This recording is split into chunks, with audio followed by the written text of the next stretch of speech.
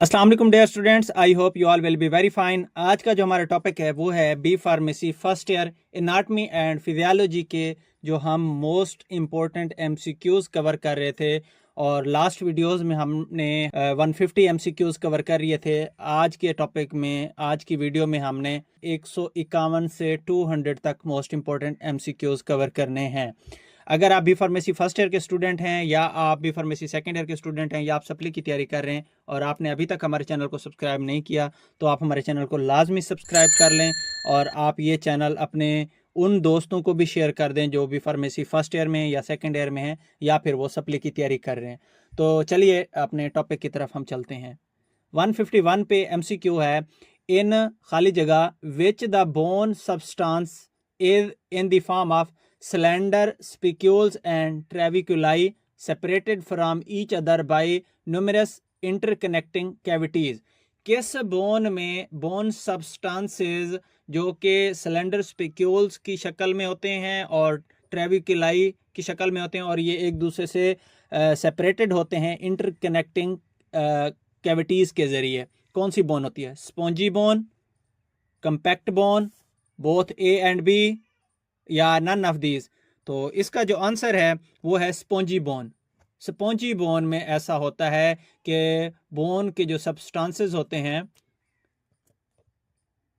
Cylinder spicules की form में होते हैं या ट्रेविकुलाई सेपरेट की फॉर्म में होते हैं और ये एक दूसरे से सेपरेटेड होते हैं इंटरकनेक्टिंग कैविटीज के जरिए।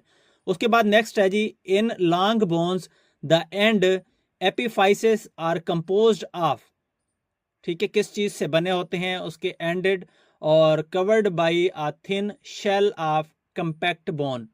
ठीक है, और एक पतली शेल वाली कंपैक्ट बोन से कवर होते हैं। Spongy bone, compact bone, both A and B या नन ऑफ दिस। तो इसका जो आंसर है वो भी स्पॉन्जी बोन ही है। स्पॉन्जी बोन में ही ये जो एंडेड होते हैं ना, एपिफाइसेस होते हैं, वो क्या होते हैं जी, thin shell of compact bone से कवर्ड होते हैं। उसके बाद नेक्स्ट है जी, in long bones the shaft या diaphysis consist almost entirely of. किस चीज़ पे डिपेंडेंट होती है, किस चीज़ पे मुश्तमिल होती है? स्पॉन्जी बोन, कंपैक्ट बोन या ए एंड बी या नन ऑफ दीज। तो इसका जो आंसर है वो है कंपैक्ट बोन।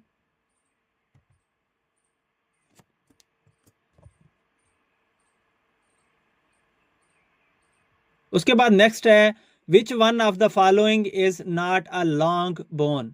इनमें से कौन सी बोन लॉन्ग बोन नहीं होती? फीमर, टीबिया, कार्पल्स या फिब्यूला। तो इसका जो आंसर है कार्पल्स। कार्पल्स लॉन्ग बोन नहीं होते, बाकी सारी लॉन्ग बोन्स होती हैं। उसके बाद नेक्स्ट है जी, which one of the following is an example of flat bones. इनमें से कौन सी बोन फ्लैट बोन की एग्जाम्पल है? फीमर, टीबिया, कार्पल्स या रिब्स। तो इसका जो आंसर है वो है रिब्स। ये फ्लैट बोन की एग्जाम्पल्स होती हैं। उसके बाद नेक्स्ट है जी, खाली जगह, consist of a core of spongy bone completely covered by a layer of compact bone. इनमें से कौन सी बोन है जो कि कोर ऑफ स्पॉन्जी बोन पे कंसिस्ट करती है और कंप्लीटली कवर्ड होती है कंपैक्ट बोन से? Long bones, short bones, both A and B या नन ऑफ दिस। तो इसका जो आंसर है वो है शॉर्ट बोन्स। उसके बाद नेक्स्ट है जी, which one of the following is an example of sesamoid bone. इनमें से सीसामॉइड बोन की कौन सी एग्जांपल है? टिबिया, कार्पल्स, रिब्स या पटेला। तो इसका जो आंसर है वो है patella bone.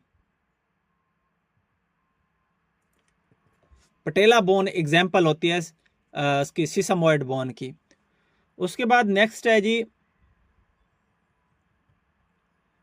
bone matrix is arranged as layers or lamellae ranging from how much thickness। 3 से 4 माइक्रोमीटर, 2 से 3 माइक्रोमीटर, 1 माइक्रोमीटर या 8 से 10 माइक्रोमीटर? तो इसका जो आंसर है वो है 3 से 7 माइक्रोमीटर। उसके बाद है जी, there are how many types of joints? 2, 3, 4 या 5? तो इसका आंसर है 3 टाइप्स ऑफ जॉइंट्स होते हैं। उसके बाद है जी, which one of the following immovable joints have the fibrous tissue between the bones? Fibrous joints, cavitated joints, cartilaginous joints या नन ऑफ दीज? तो इसका जो आंसर है वो है फाइब्रस जॉइंट्स।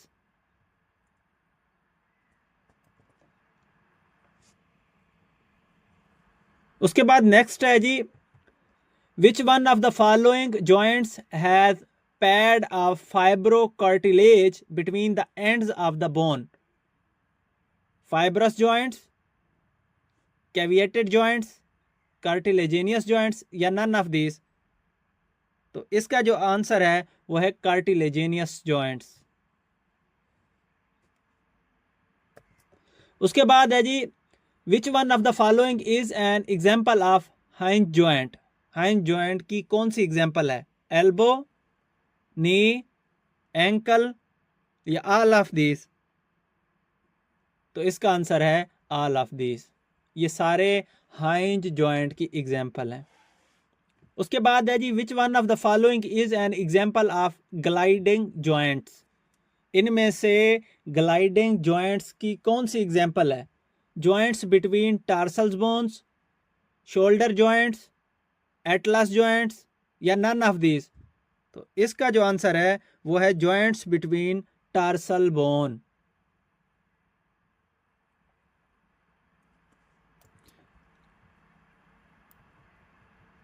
उसके बाद नेक्स्ट है, which one of the following joints allows movement around one axis? इनमें से कौन से जॉइंट होते हैं जो कि वन एक्सिस में मूवमेंट को अलाउ करते हैं? हाइंज joint, gliding joints, ball and socket joints, pivot joints? तो इसके जो इसका आंसर है ना वो है पाइवट जॉइंट्स। ये होते हैं वन एक्सिस में मूवमेंट को अलाउ करते हैं। उसके बाद है लिम्फेटिक सिस्टम की मोस्ट इंपॉर्टेंट एमसीक्यूज। खाली जगह is a fluid containing white blood cells. ठीक है, कौन सा फ्लूइड है जिसके अंदर वाइट ब्लड सेल्स होते हैं? And which baths the tissues and drains through the lymphatic system into the blood stream? ठीक है, प्लाज्मा, सीरम, लिम्फ या नन ऑफ दीज? तो इसका जो आंसर है वो है लिम्फ। लिम्फ ही एक फ्लूइड होता है जिसके अंदर वाइट ब्लड सेल्स होते हैं और जो टिश्यूज से होता हुआ लिम्फेटिक सिस्टम से ब्लड स्ट्रीम में चला जाता है। इसके बाद है नेक्स्ट, खाली जगह flow serves as an important route for intestinal fat absorption? Plasma, serum, lymph या नन ऑफ दिस? इनमें से किस चीज का फ्लो सर्व करता है इंपॉर्टेंट रूट के तौर पे फॉर इंटेस्टाइनल फैट, इंटेस्टाइन की फैट की एब्जॉर्प्शन में? प्लाज्मा, सीरम, लिम्फ या नन ऑफ दिस? तो इसका आंसर है लिम्फ। उसके बाद नेक्स्ट है, which one of the following contain a lower percentage of proteins? इनमें से किस में प्रोटीन की परसेंटेज कम होती है? Plasma, lymph, both A and B या नन ऑफ दिस? तो इसका जो आंसर है वो है लिम्फ। लिम्फ के अंदर प्रोटीन की परसेंटेज कम होती है। उसके बाद नेक्स्ट है जी, खाली जगह serve as an important function in absorption of fat and other nutrients? क्या चीज इंपॉर्टेंट रोल प्ले करती है या इंपॉर्टेंट फंक्शन करती है एब्जॉर्प्शन ऑफ फैट और अदर न्यूट्रिएंट्स में? प्लाज्मा, सीरम, लैक्टियल्स या नन ऑफ दीज? तो इसका जो आंसर है वो है लैक्टियल्स। उसके बाद है, which one of the following is a function of lymph node? नीचे दिए गए में से लिम्फ नोड का कौन सा फंक्शन है? फिल्ट्रेशन, फैगोसाइटोसिस, हेमाटोपोइसिस या ऑल ऑफ दीज? तो इसका जो आंसर है वो है ऑल ऑफ दीज। उसके बाद नेक्स्ट चैप्टर स्टार्ट हो जाता है जो कि चैप्टर 3 है। उसमें कंपोजिशन ऑफ ब्लड के रेलिवेंट मोस्ट इंपॉर्टेंट एमसीक्यूज होंगे। तो नेक्स्ट स्टार्ट करते हैं। Which one of the following is a non cellular part of blood? RBCs, डब्ल्यूबीसीज, प्लेटलेट्स या प्लाज्मा? तो इसका जो आंसर है वो है प्लाज्मा।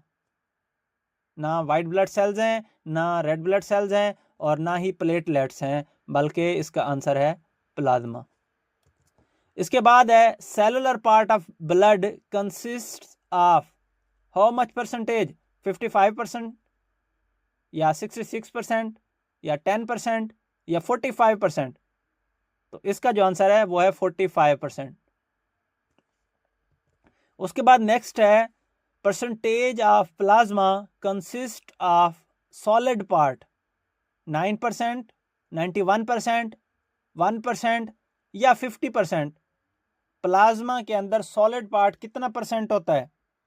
9%, 9% इसका बेस्ट आंसर है। उसके बाद है which one of the following is an example of plasma protein? इनमें से कौन सी एग्जांपल प्लाज्मा प्रोटीन की है? यूरिया, यूरिक एसिड, क्रेटिनिन या एल्ब्यूमिन? तो इसका आंसर है albumin is an example of plasma protein. उसके बाद नेक्स्ट है जी which one of the following is an example of non nitrogenous substances? Glucose, galactose, triglycerides या ऑल ऑफ दीज? तो इसका जो आंसर है वो है ऑल ऑफ दीज। उसके बाद है life span of red blood sales is? Red blood sales का जो दौरानिया होता है जिंदगी का वो कितना होता है? 80 डेज, 60 डेज, 120 डेज या 30 डेज? तो इसका जो आंसर है वो है 120 डेज। उसके बाद नेक्स्ट है erythrocytes are nucleated, non nucleated, both A and B या नन ऑफ दिस? तो इसका जो आंसर है वो है नॉन न्यूक्लिएटेड। एरिथ्रोसाइट्स के अंदर न्यूक्लियस नहीं होता, वो न्यूक्लिएटेड नहीं होते। उसके बाद नेक्स्ट है जी RBCs count decrease during? Red blood cells की जो तादाद है वो कब कम होती है? इवनिंग में, स्लीप में, अर्ली मॉर्निंग में या नन ऑफ दिस? तो इसका जो आंसर है वो है स्लीप में और अर्ली मॉर्निंग में। स्लीप में और अर्ली मॉर्निंग में, इसके ये दोनों आंसर हैं। उसके बाद है जी amount of globin present in haemoglobin is? Haemoglobin के अंदर ग्लोबिन की परसेंटेज कितनी होती है?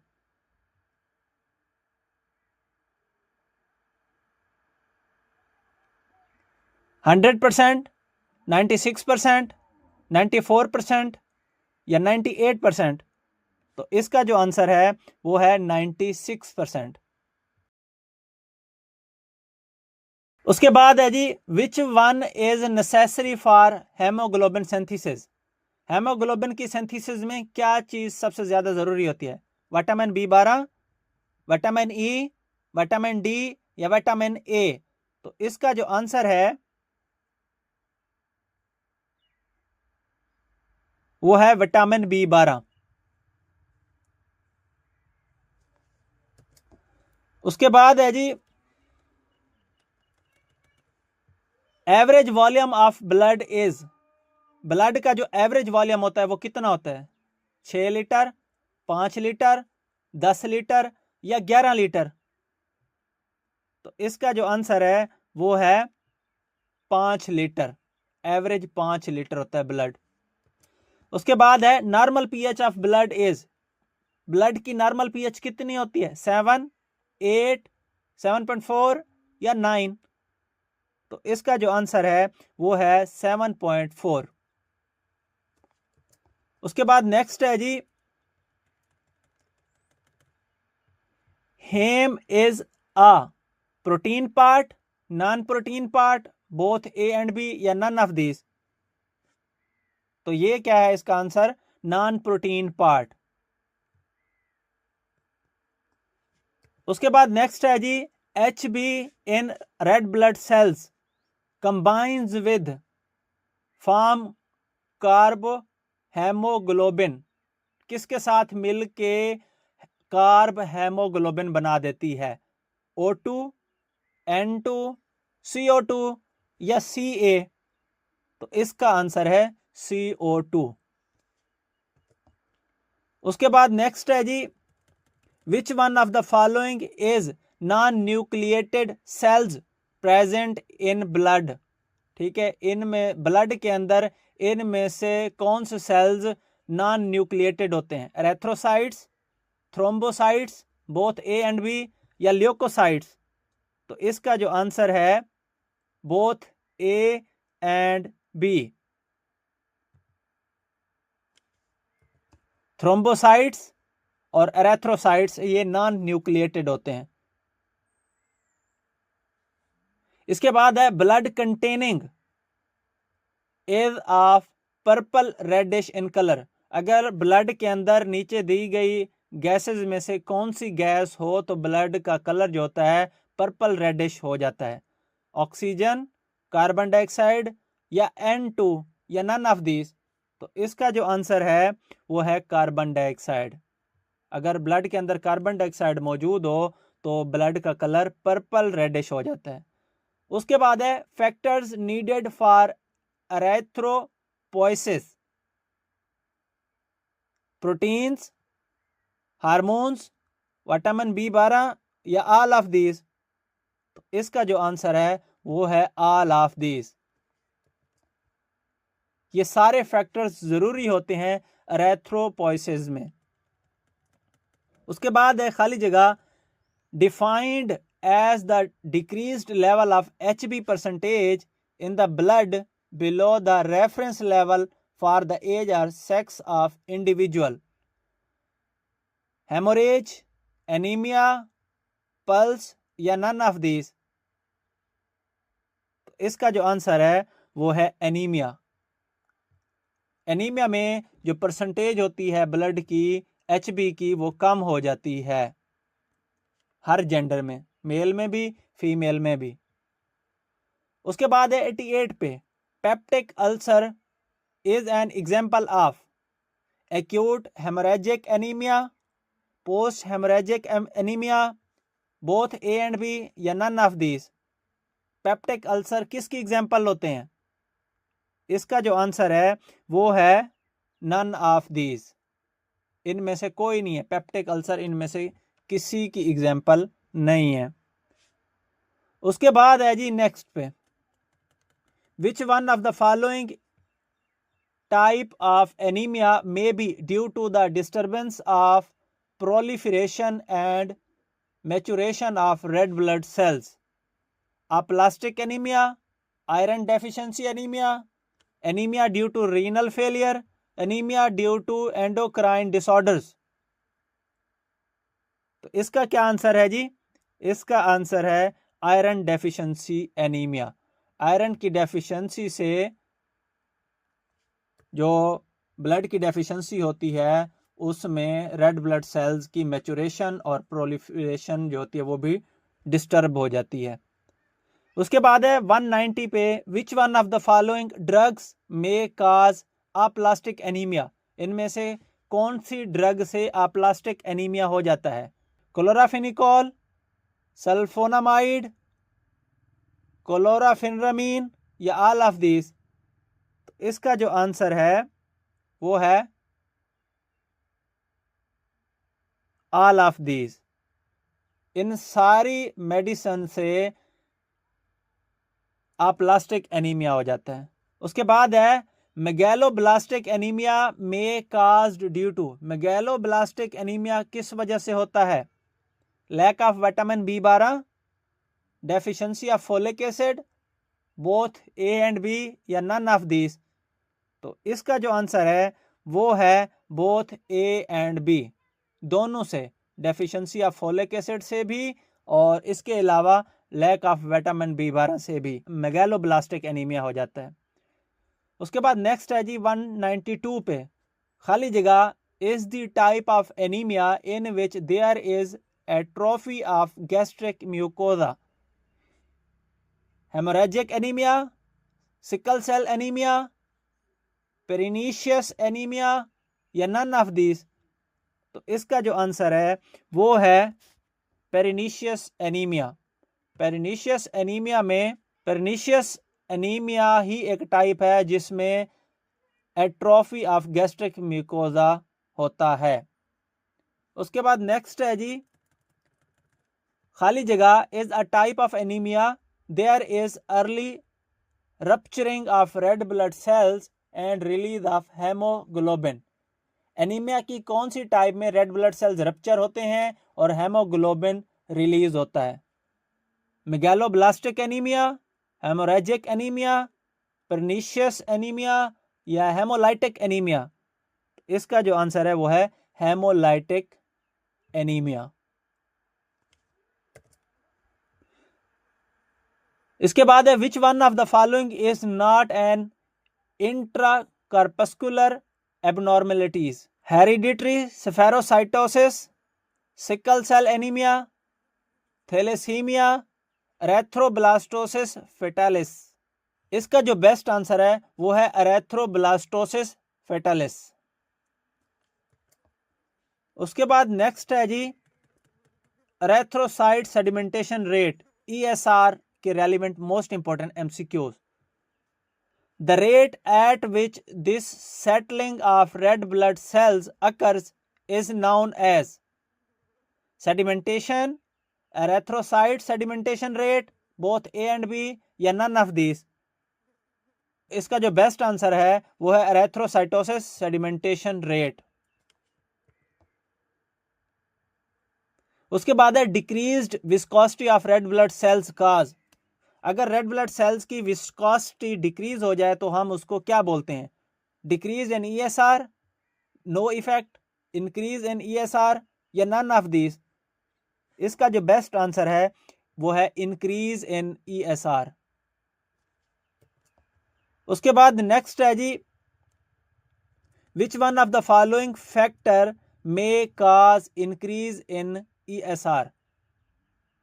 किस फैक्टर से ESR इंक्रीज हो जाता है? Increase in cholesterol, increase in alpha globulin, increase in fibrinogen या ऑल ऑफ दीज? तो इसका जो बेस्ट आंसर है वो है ऑल ऑफ दीज। इन सब की वजह से ESR इंक्रीज कर जाता है। In old age ESR decrease, increase, no effect या नन ऑफ दीज?